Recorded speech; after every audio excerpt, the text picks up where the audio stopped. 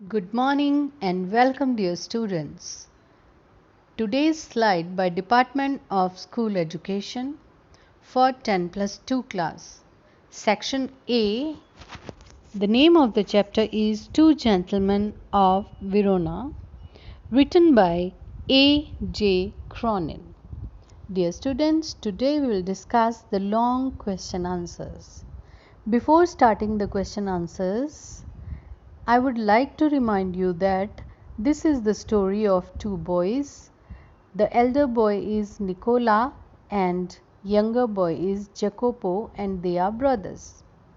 ਸੋ ਪ੍ਰਸ਼ਨ ਉੱਤਰ ਸ਼ੁਰੂ ਕਰਨ ਤੋਂ ਪਹਿਲਾਂ ਮੈਂ ਯਾਦ ਕਰਵਾ ਦੇਵਾਂ, ਕੱਲ ਅਸੀਂ ਸਮਰੀ ਕੀਤੀ ਸੀ।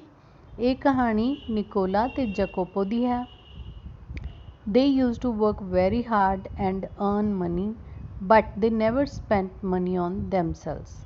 ਬਹੁਤ ਮਿਹਨਤ ਕਰਦੇ ਸੀ ਪਰ ਖੁਦ ਤੇ ਪੈਸੇ ਨਹੀਂ ਖਰਚਦੇ ਸੀ, ਜਿੰਨੇ ਪੈਸੇ ਕਮਾਉਂਦੇ ਸੀ ਜੋੜਦੇ ਰਹਿੰਦੇ ਸੀ।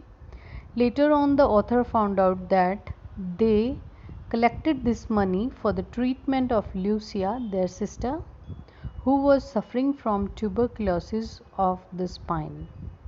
ਤਾਂ ਅੰਤ ਵਿੱਚ ਲੇਖਕ ਨੂੰ ਪਤਾ ਲੱਗਦਾ ਹੈ ਕਿ ਇਹ ਪੈਸੇ ਤਾਂ ਉਹ ਆਪਣੀ ਭੈਣ ਲਿਊਸੀਆ ਲਈ ਜਮ੍ਹਾਂ ਕਰਦੇ ਸਨ, ਜਿਸ ਨੂੰ ਕਿ ਸਪਾਈਨ ਦੀ ਟੀਬੀ ਸੀ। ਉਸ ਦੇ ਇਲਾਜ ਲਈ ਪੈਸੇ ਚਾਹੀਦੇ ਸਨ। The writer says that he restores his faith in humanity due to these two boys. ਤਾਂ ਲੇਖਕ ਕਹਿੰਦਾ ਹੈ ਕਿ ਮੈਨੂੰ ਇਨਸਾਨੀਅਤ 'ਚ ਵੱਧ ਯਕੀਨ ਹੋ ਗਿਆ ਇਹਨਾਂ ਬੱਚਿਆਂ ਨੂੰ ਦੇਖ ਕੇ। So dear students, let us draw a brief character sketch of the two boys in the story. This interesting story is written by A. J. Cronin. This is a story of two brothers and their sister. ਤਾਂ ਇਹ ਇੱਕ ਬੜੀ ਦਿਲਚਸਪ ਕਹਾਣੀ ਜੋ ਏ ਜੇ ਕਰੋਨਿਨ ਜੀ ਨੇ ਲਿਖੀ ਹੈ। ਇਹ ਦੋ ਲੜਕਿਆਂ ਤੇ ਉਹਨਾਂ ਦੀ ਭੈਣ ਦੀ ਕਹਾਣੀ ਹੈ। The elder brother Nicola was 13 years and Jacopo was 12 years. ਸੋ ਕੱਲ ਵੀ ਆਪਾਂ ਇਹ ਗੱਲ ਕੀਤੀ ਸੀ ਕਿ ਵੱਡਾ ਭਰਾ ਨਿਕੋਲਾ 13 ਸਾਲ ਦਾ ਸੀ ਤੇ ਜੈਕੋਪੋ ਛੋਟਾ ਭਰਾ 12 ਸਾਲ ਦਾ ਸੀ। They were motherless. ਮਾਤਾ ਉਹਨਾਂ ਦੇ ਪਹਿਲਾਂ ਹੀ ਨਹੀਂ ਸੀ। Their father was killed in a war. ਬਾਅਦ 'ਚੋਂ ਯੁੱਧ ਵਿੱਚ ਉਹਨਾਂ ਦੇ ਪਿਤਾ ਜੀ ਦੀ ਵੀ ਮੌਤ ਹੋ ਗਈ। A bomb destroyed their house, so they became homeless and orphans. ਇੱਕ ਬੋਮ ਨਾਲ ਉਹਨਾਂ ਦਾ ਘਰ ਤਬਾਹ ਹੋ ਗਿਆ, ਇਸ ਲਈ ਉਹ ਬੇਘਰ ਹੋ ਗਏ ਅਤੇ ਅਨਾਥ ਹੋ ਗਏ। Their sister Lucia was suffering from tuberculosis of the spine. ਉਹਨਾਂ ਦੀ ਭੈਣ ਨੂੰ ਸਪਾਈਨ ਰੀੜ੍ਹ ਦੀ ਹੱਡੀ ਦੇ ਆਸ-ਪਾਸ TB ਦੀ ਬਿਮਾਰੀ ਹੋ ਚੁੱਕੀ ਸੀ। The writer met them in Verona. They were very poor, but they did not become beggars. ਇੰਨੇ ਮੁਸ਼ਕਿਲ ਹਾਲਾਤ ਦੇ ਵਿੱਚ ਵੀ ਉਹ ਭਿਖਾਰੀ ਨਹੀਂ ਬਣੇ ਅਤੇ ਲੇਖਕ ਉਹਨਾਂ ਨੂੰ ਕਿੱਥੇ ਮਿਲਿਆ? ਵੈਰੋਨਾ ਨਾਂ ਦੇ ਸ਼ਹਿਰ ਵਿੱਚ ਮਿਲਿਆ। ਉਸਨੇ ਵੇਖਿਆ ਕਿ ਉਹ ਬਹੁਤ ਗਰੀਬ ਸਨ ਪਰ ਫਿਰ ਵੀ ਉਹ ਮਿਹਨਤ ਕਰਦੇ ਸਨ। They polished shoes, sold fruit, newspapers, worked as guides, etc. ਉਹ ਕਈ ਤਰ੍ਹਾਂ ਦੇ ਕੰਮ ਕਰਦੇ ਸਨ। ਸ਼ਾਰਟ ਕੁਐਸਚਨਸ ਦੇ ਵਿੱਚ ਵੀ ਆਏਗਾ ਕਿ ਕਿਹੜੇ ਕੰਮ ਕਰਦੇ ਸਨ। ਉਹ ਲੋਕਾਂ ਦੇ ਸ਼ੂਜ਼ ਪੋਲਿਸ਼ ਕਰਦੇ ਸਨ, ਫਲ ਵੀ ਵੇਚਦੇ ਸਨ, ਅਖਬਾਰ ਵੀ ਵੇਚਦੇ ਸਨ, ਟੂਰ ਜਾਂ ਜੋ ਲੋਕ ਸ਼ਹਿਰ ਘੁੰਮਣਾ ਚਾਹੁੰਦੇ ਸਨ ਉਹਨਾਂ ਲਈ ਗਾਈਡ ਦਾ ਕੰਮ ਵੀ ਕਰਦੇ ਸਨ। They worked hard to pay for the treatment of their sister who was suffering from tuberculosis of the spine. ਸੋ ਆਪਣੀ ਭੈਣ ਜੋ ਕਿ ਬਿਮਾਰ ਸੀ, ਜਿਸ ਨੂੰ ਕਿ TB ਹੋਈ ਸੀ ਸਪਾਈਨ ਦੀ, ਉਸ ਦੇ ਇਲਾਜ ਲਈ ਉਹ ਪੈਸੇ ਇਕੱਠੇ ਕਰਦੇ ਰਹਿੰਦੇ ਸਨ। The story conveys the message of love, devotion and selflessness. ਤਾਂ ਇਸ ਕਹਾਣੀ ਤੋਂ ਸਾਨੂੰ ਕੀ ਸੁਨੇਹਾ ਮਿਲਦਾ ਹੈ? ਪਿਆਰ ਦਾ ਸੁਨੇਹਾ ਮਿਲਦਾ ਹੈ। ਲਵ, ਕਿ ਸਾਨੂੰ ਆਪਣੇ ਪਰਿਵਾਰ ਨੂੰ ਪਿਆਰ ਕਰਨਾ ਚਾਹੀਦਾ ਹੈ। ਡਿਵੋਸ਼ਨ, ਸਾਡੀ ਆਪਣੇ ਪਰਿਵਾਰ ਦੇ ਪ੍ਰਤੀ ਸਮਰਪਣ ਦੀ ਭਾਵਨਾ ਹੋਣੀ ਚਾਹੀਦੀ ਹੈ। ਐਂਡ ਸੈਲਫਲੈਸਨੈਸ, ਜਦੋਂ ਪਰਿਵਾਰ ਦੀ ਗੱਲ ਆਵੇ ਤਾਂ ਸਾਨੂੰ ਨਿਸਵਾਰਥੀ ਹੋ ਜਾਣਾ ਚਾਹੀਦਾ ਹੈ। Next question, write the theme of the story Two Gentlemen of Verona in your own words. So ਇਸ ਕਹਾਣੀ ਦਾ ਥੀਮ ਕੀ ਹੈ? ਕਿਸ ਇੱਕ ਕੇਂਦਰੀ ਭਾਵ ਦੇ ਆਲੇ ਦੁਆਲੇ ਕਹਾਣੀ ਘੁੰਮਦੀ ਹੈ? This interesting story is written by A. J. Cronin. The theme of the story is that we should face the misfortune of life boldly.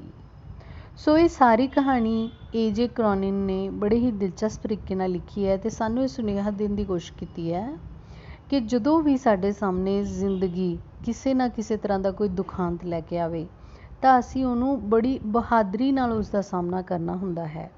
The story shows us the courage and devotion of two small boys. ਇਸ ਕਹਾਣੀ ਦੇ ਵਿੱਚ ਅਸੀਂ ਹੌਸਲਾ ਦੇਖਦੇ ਹਾਂ, ਸਮਰਪਣ ਦੇਖਦੇ ਹਾਂ ਦੋ ਛੋਟੇ ਛੋਟੇ ਬੱਚਿਆਂ ਦਾ। They became homeless and orphans. ਅਨਾਥ ਹੋ ਗਏ, ਉਹ ਬੇਘਰ ਹੋ ਗਏ। Yet they were hopeful. ਫਿਰ ਵੀ ਉਹਨਾਂ ਨੇ ਆਸ ਨਹੀਂ ਛੱਡੀ, ਆਸ ਨਾਲ ਭਰੇ ਹੋਏ ਸੀ। They worked hard to pay for the treatment of their only sister. ਆਪਣੀ ਇਕੱਲੀ ਇਕੱਲੀ ਭੈਣ ਦਾ ਇਲਾਜ ਕਰਾਉਣ ਲਈ ਉਹ ਬਹੁਤ ਮਿਹਨਤ ਕਰਕੇ ਪੈਸੇ ਕਮਾਉਂਦੇ ਸਨ। Due to their care their sister survived. ਸਿਰਫ ਉਹਨਾਂ ਦੀ ਇਸ ਦੇਖਭਾਲ ਕਰਕੇ ਹੀ ਉਹਨਾਂ ਦੀ ਭੈਣ ਠੀਕ ਹੋ ਗਈ ਸੀ। So the story conveys the message of love, devotion and selflessness. So ਸੁਨੇਹਾ ਉਹੀ ਹੈ, ਪਿਆਰ, ਸਮਰਪਣ ਅਤੇ ਨਿਸਵਾਰਥਤਾ ਸਾਡੀ ਜੋ ਸਾਡੇ ਪਰਿਵਾਰ ਦੇ ਪ੍ਰਤੀ ਹੋਣੀ ਚਾਹੀਦੀ ਹੈ। Question number 3. Explain in brief the conditions in which the two boys grew up. ਤਾਂ ਹੁਣ ਅਸੀਂ ਦੱਸਣਾ ਕਿ ਕਿਹੜੇ ਹਾਲਾਤਾਂ ਦੇ ਵਿੱਚ ਉਹਨਾਂ ਬੱਚੇ ਸੀ ਜਿਹੜੇ ਉਹ ਪਲ ਰਹੇ ਸੀ। This is the story of two young boys who led to comfortable and cultural life. ਦੁਖਾਂਤ ਵਾਪਰਨ ਤੋਂ ਪਹਿਲਾਂ ਬਹੁਤ ਹੀ ਆਰਾਮਦਾਇਕ ਤੇ ਬਹੁਤ ਹੀ ਸਲੀਕੇਦਾਰ ਜ਼ਿੰਦਗੀ ਉਹ ਬੱਚੇ ਜੀ ਰਹੇ ਸਨ। Their sister Lucia was training to be a singer. ਪਿਤਾ ਜੀ ਇੱਕ ਸਿੰਗਰ ਸਨ ਤੇ ਬੇਟੀ ਵੀ ਨੂੰ ਸਿੰਗਰ ਬਣਾ ਰਹੇ ਸਨ। ਸੋ ਨਿਕੋਲਾ ਤੇ ਜੈਕੋਪੋ ਦੀ ਸਿਸਟਰ ਲਿਊਸੀਆ ਵੀ ਸਿੰਗਰ ਬਣਨ ਦੀ ਟ੍ਰੇਨਿੰਗ ਲੈ ਰਹੀ ਸੀ। Their father who was a widower was well known singer. ਉਸਦੇ ਪਿਤਾ ਜੀ ਜੋ ਕਿ ਇਕੱਲੇ ਹੀ ਉਹਨਾਂ ਨੂੰ ਪਾਲ ਰਹੇ ਸਨ, ਉਹਨਾਂ ਦੀ ਮਾਤਾ ਜੀ ਦਾ ਦੇਹਾਂਤ ਹੋਇਆ ਸੀ ਤਾਂ ਉਹ ਵੀ ਇੱਕ ਸਿੰਗਰ ਸਨ। ਹੀ ਵਾਜ਼ ਕਿਲਡ ਇਨ ਅ ਵਾਰ, ਲੇਕਿਨ ਬਾਅਦ 'ਚੋਂ ਯੁੱਧ 'ਚ ਮਾਰੇ ਗਏ। A bomb had destroyed their house. ਇੱਕ ਬੋਮ ਨੇ ਉਹਨਾਂ ਦਾ ਘਰ ਬਰਬਾਦ ਕਰ ਦਿੱਤਾ। So they became homeless and orphans. ਇਸ ਤਰ੍ਹਾਂ ਉਹ ਬੇਘਰ ਹੋ ਗਏ ਅਤੇ ਅਨਾਥ ਹੋ ਗਏ। They suffered horribly from near starvation and exposure to the cold weather. ਤਾਂ ਉਹਨਾਂ ਨੇ ਬਹੁਤ ਹੀ ਭਿਅੰਕਰ ਤਸੀਹੇ ਸਹੇ ਜ਼ਿੰਦਗੀ 'ਚ। ਲਗਭਗ ਭੁੱਖੇ ਮਰਨ ਦੀ ਨੌਬਤ ਵੀ ਆਈ ਸੀ ਤੇ ਠੰਡ ਸਾਰੀ ਉਹਨਾਂ ਨੇ ਆਪਣੇ ਉੱਤੇ ਹੰਢਾਈ। Lucia was suffering from TB of the spine. Lucia ਨੂੰ ਇਸ ਕਾਰਨ ਸਪਾਈਨ ਦੀ TB ਹੋ ਗਈ। They worked hard to pay for her treatment. ਤੇ ਉਹਨਾਂ ਬੱਚਿਆਂ ਨੇ ਬਹੁਤ ਮਿਹਨਤ ਕੀਤੀ ਤੇ ਆਪਣੀ ਭੈਣ ਦਾ ਇਲਾਜ ਕਰਵਾਇਆ। ਸੋ ਇਸ ਤਰ੍ਹਾਂ ਦੇ ਹਾਲਾਤਾਂ ਦੇ ਵਿੱਚ ਉਹ ਬੱਚੇ ਵੱਡੇ ਹੋਏ। Today's slide has been prepared by Ms. Anurag Sidhu, lecturer in English, Government Senior Secondary School, Ramgarh, Pudda, SAS Nagar, and vetted by Ms. Varinder Sekhon, lecturer in English, Government Senior Secondary School, Machli Kala, SAS Nagar. Padho Punjab, Padhao Punjab, English project. Dear students, also subscribe the channel for every kind of information and further question answers as well as the summary of all the chapters of your syllabus. Thank you. Have a nice day.